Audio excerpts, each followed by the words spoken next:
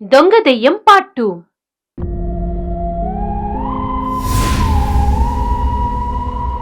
వద్దు, అలా చెయ్యకు, నన్ను విడిచిపెట్టు. ఔరు హృతభీషుం పాపకృత జురోహి హిజులా సక్రతం హం హతం హుయం.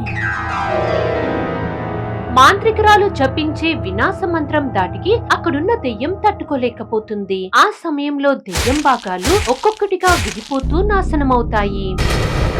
నన్ను అంతం చెయ్యకు. ఈ లోకంలో ఏ ఆత్మ అయినా తనకు ఎదురు లేదని భావిస్తే ఇదే గతి పడుతుంది. నిజానికి ఈ మాంత్రికురాలు లోకంలో విచ్చలవిడిగా తిరిగే ఆత్మలను తన మంత్రశక్తులతో అంతం చేసింది. మరోవైపు దెయ్యం ఎవరని తెలుసుకున్న ఊరి పెద్ద గుహ వద్ద నుండి మెల్లిగా నడుస్తూ ఇంటికి చేరుకుంటాడు. ఇంత ఆలస్యమైంది, ఎక్కడికి వెళ్లారండి? నా గురించి వదిలే గాని, ఒకప్పుడు మీ ఊర్లో ఎవరో మాంత్రికురాలు ఉండేదని చెప్పావు కదా, ఇప్పుడు ఆవిడ ఎక్కడుంటుందో తెలుసా? ఇప్పుడు ఆమె వివరాలు ఎందుకు అడుగుతున్నారండి? విసిగించకుండా అడిగిన దానికి సమాధానం చెప్పు పద్మా. అలా ఊరి పెద్ద తన భార్య ద్వారా మాంత్రికురాలు వివరాలు తెలుసుకుంటాడు. అయితే మరుసటి రోజు ఉదయం గతంలో దొంగతనం చేసిన వారితో ఊరి పెద్ద సమావేశమవుతాడు. ఏటయ్యా, ఉన్న పలంగా అందరినీ రమ్మన్నారు. చూడు కేశవులు, మొన్నటి వరకు ఆ దయ్యం దొంగతనాలు మాత్రమే చేసేది, ఇప్పుడు చంపడం కూడా మొదలు పెట్టింది. ఇలాగే ఉంటే ఈ ఊరు శ్మశానంగా మారిపోతుంది. అవునయ్యా, మాకు కూడా అదే భయం వేస్తుంది. మరి ఇప్పుడు ఏం చేద్దామంటారు? ఆ దయ్యాన్ని అడ్డుకోవడానికి ఒక మాంత్రికులను తీసుకొద్దాం అనుకుంటున్నాను. ఇప్పుడున్న సమస్యకు ఇదే పరిష్కారం. అదే మంచి పని అయ్యా, త్వరగా ఆ దయ్యం అంతమైపోతే ఊర్లో అందరూ ప్రశాంతంగా ఉండొచ్చు. అవును, అందుకే నేను కేశవులు ఆ మాంత్రికురాలని కలవడానికి వెళ్తాం. అప్పటి వరకు మీరు జాగ్రత్తగా ఉండండి. అలాగే అయ్య గారు, మీరు కొంచెం త్వరగా పని పూర్తి చేసుకురండి, లేదంటే ఆ దయ్యం మమ్మల్ని చంపేస్తుంది. అలా ఏం జరగదులే, మీరు ధైర్యంగా ఉండండి. అలా మాట్లాడటం పూర్తయిన తర్వాత ఊరి పెద్ద కేశవులను తీసుకుని అక్కడ నుండి బయలుదేరుతాడు. మరోవైపు గృహలో ఉన్న దెయ్యం తన సొంతమైన సంపదను చూసి ఆనందపడుతుంది. అయితే అదే సమయంలో తన చావును తలంచుకుని కోపంతో రగిలిపోతుంది. ఎన్ని రోజులు జరిగిన దొంగతనాలను ముగింపు పలికి ఈ రోజు నుండి చావులకు ముహూర్తం పలకాలి. దెయ్యం తన చావుకు ప్రతీకారం తీర్చుకోవడానికి గృహలో నుండి మాయమవుతుంది. అలా మాయమైన దెయ్యం తన చావుకు కారకులైన ఒక వ్యక్తి ఇంటి ముందు ప్రత్యక్షమై వింత వింత శబ్దాలు చేస్తుంది. మరోవైపు ఊరి పెద్ద మరియు కేశవులు కలిసి రుహిజా అనే ఒక కొండ ఎక్కుతుంటారు. అలా వారు కాసేపు ప్రయాణం చేసిన తర్వాత కొండ పై భాగానికి చేరుకుంటారు. ఆ సమయంలో అక్కడ మాంత్రికురాలు చేతిలో ఒక కపాలం పట్టుకుని దానికి రక్తపు పిండాలను పెడుతుంది. ఎవర్రా మీరు? నా గురించి తెలిసే వచ్చారా లేక దారి తప్పేటు వచ్చారా? మాత, మా ఊరికి ఒక సమస్య వచ్చింది. ఆ సమస్యను మీరే తీర్చగలరని తెలుసుకుని వచ్చాం.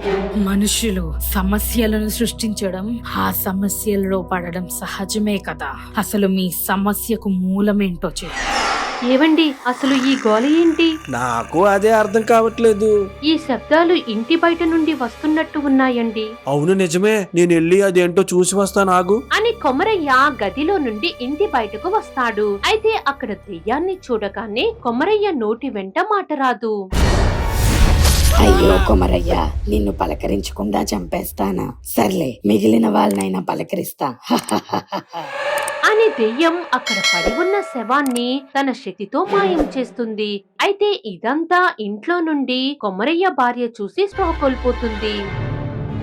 మరోవైపు ఊరి పెద్ద మాంత్రికురాలితో జరిగింది మొత్తం వివరిస్తాడు.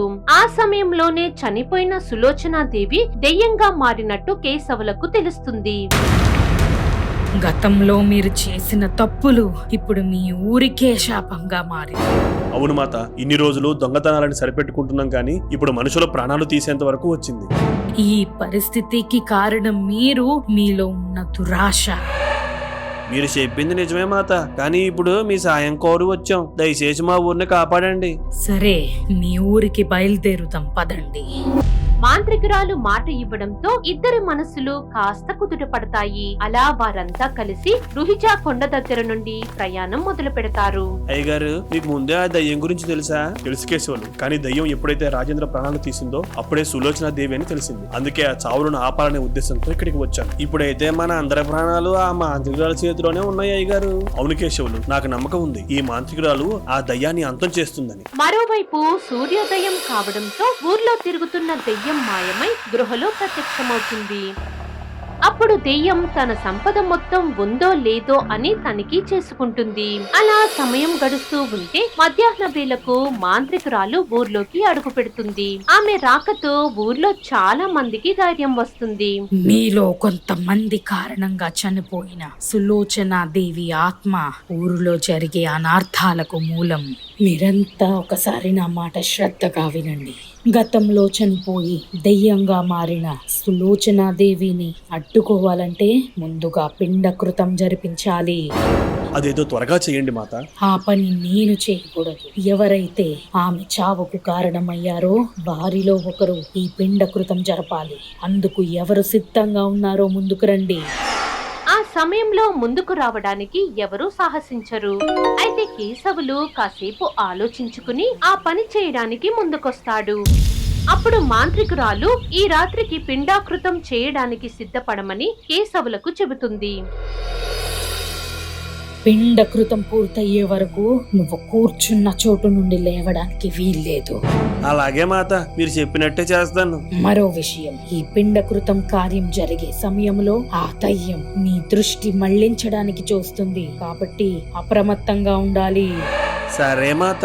మాంత్రికురాలు కొన్ని జాగ్రత్తలు చెప్పిన తర్వాత పూజ మొదలు పెడుతుంది. ఆ సమయంలో వారిద్దరి మధ్య 3 పిండాలు ప్రత్యక్షమవుతాయి. అప్పుడు కేశవులు వాటిని త్రిభుజాకారంలో పెడతాడు. కేశవులు, అరే కేశవులు, చేసే పని మీద దృష్టి పెట్టు. గతంలో నన్ను చంపడమే కాకుండా ఇప్పుడు నన్ను అడ్డుకోవడానికి ఎవరో మాంత్రికురాలను తీసుకొచ్చావా కేశవులు?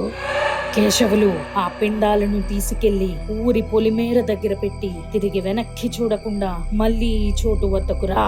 సరే మాత. నన్ను ఏమైనా సాయం చేయమంటావా కేశవులు? కేశవులు ఆ 3 పిండాలు పట్టుకుని వెళ్తుంటే దెయ్యం వెనకే వెంబడిస్తుంది. అలా వణుకుతున్న చేతులతో నడుస్తూ ఊరి పొలిమేర వద్దకు చేరుకుంటాడు.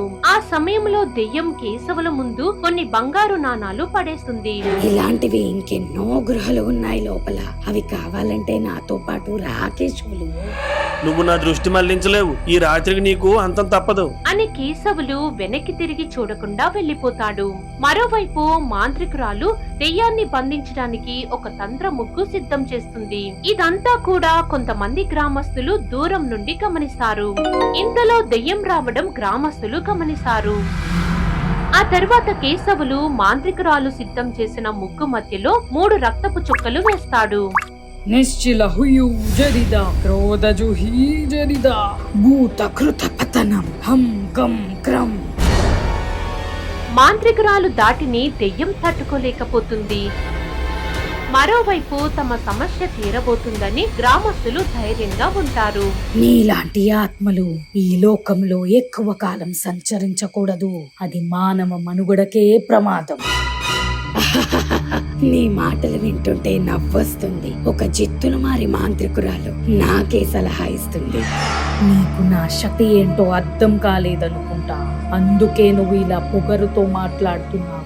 నన్ను ఇప్పుడు అంతం చేసి ఈ దుష్టులకు సాయం చేయడమేనా నీ శక్తి? ఇద్దరి మధ్య వాదన గమనించిన కేశవులు, మాత, వెంటనే ఆ దయ్యాన్ని అంతం చేసేయండి. తొందరపడకు కేశవులు. నువ్వు ఊరి పొలిమేర దగ్గరికి పెట్టిన పిండాల నుండి మరి కాసేపట్లో శక్తి విడుదలై ఈ ఆత్మలను అంతం చేస్తుంది. ఈ రోజుతో పీడ వదులుతుంది. ఈలోగా మేము వెళ్ళి ఆ గృహ లోపల ఉన్న సంపద పంచుకొని వస్తాం మాత. మళ్ళీ ఆ సంపద గురించి ఆలోచిస్తామేంటి కేశవులు? మీకు తెలియదు అయ్యగారు, ఈ దయ్యం వల్ల ఎన్నో నిద్రలేని రాత్రులు గడిపాం. కనీసం ఇప్పుడైనా ఫలితం దక్కనివ్వండి అని కేశవులు మరికొంతమందిని తీసుకుని అక్కడ నుండి సంపద ఉన్న గృహ వద్దకు బయలుదేరుతాడు. చూసారా ఊరి పెద్దగారు, వీళ్ళ ప్రాణాలు కాపాడడం కోసమా ఇంతగా ఆరాటపడ్డారు. అలా సమయం గడుస్తుంది. మరోవైపు గృహ వద్దకు చేరుకున్న గ్రామస్తులు అక్కడున్న సంపదను చూసి తెగ సంతోషపడతారు. ఇదిలా ఉండగా ఊరి పొలిమేర వద్ద కేశవులు పెట్టిన 3 పిండాల నుండి ఒక శక్తి విడుదలై దెయ్యం ఉన్న వద్దకు ప్రయాణిస్తూ వస్తుంది. నీకు ఆత్మలు అంతం చేయడమే పని అనుకుంటా. నన్ను విసిగించకు. ఎందుకని అలా చిరాకు పడుతున్నావు? కాసేపట్లో నేను ఎలాగో నాశనం అవుతాను కదా. ఆ తర్వాత నా సంపదతో నన్ను చంపిన వారు సంతోషంగా ఉంటారు. దెయ్యం మాటలకు మాంత్రికురాలు ఆలోచనలో పడుతుంది. ఇంతలో అటుగా దెయ్యాన్ని అంతం చేసే శక్తి దూసుకుంటూ వస్తుంది. ఇది నేను నమ్మలేకపోతున్నాను. నువ్వు నన్ను కాపాడావా? చివరి క్షణం వరకు నేను అంతం చేయాలనుకున్నా, కానీ ఇలాంటి దురాశపరులైన మనుషుల కోసం నేను అంతం చేయడం నాకు ఇష్టం లేదు. సరిగ్గా చెప్పారు మాత. గతంలో దురాశకు పోయి ఆమెను చంపేశారు. ఇప్పుడు కూడా ఆ సంపద కోసం పాకులాడుతున్నారు. అసలు వారికి కొంచెం కూడా మనస్సాక్షి లేదు. అందుకే వారికి సరైన గుణపాఠం చెప్పే సమయం వచ్చింది. అరే, ఈ బాటికే ఆ దయ్యం అంతమైపోయి ఉంటుంది. కాబట్టి ఇక్కడున్న సంపద ఏ బాటలో పంచుకోవాలో నేను చెబుతాను. ఎవరిని ఎలా చంపాలో నేను నిర్ణయిస్తా. మాంత్రికురాలు చేతిలో అంతం కావలసిన దెయ్యం తమ ముందు ప్రత్యక్షం అవడంతో గ్రామస్తులు ఆశ్చర్యపోతారు. ఆ సమయంలో దెయ్యం తన శక్తితో గృహద్వారం మూసుకుని పోయేలా చేస్తుంది. వద్దు, మమ్మల్ని చంపకు. అసలు నీ సంపదలో సిల్లి కమ్ముకోవడం మాకొద్దు. ఈ చోటు బాగా మురికగా ఉంది. ఇప్పుడు మీ రథంతో శుభ్రం చేస్తా. నేను వెళ్లాల్సిన సమయం వచ్చింది. నీ సాయానికి కృతజ్ఞతలు. భవిష్యత్తులో నీకు ఎప్పుడైనా సాయం కావాలంటే నన్ను అడుగు. అలాంటి రోజు వస్తే తప్పకుండా సాయం అడుగుతా. ఎందుకంటే ఈ లోకంలో మంచి కన్నా చెడే ఎక్కువ ఉంది కదా. వారు మాట్లాడుకోవడం పూర్తయిన తర్వాత మాంత్రికురాలు తిరిగి తన చోటు వద్దకు బయలుదేరి వెళ్లిపోతుంది. అలానే దెయ్యం ఆ గృహలోనే నివాసం ఉంటుంది.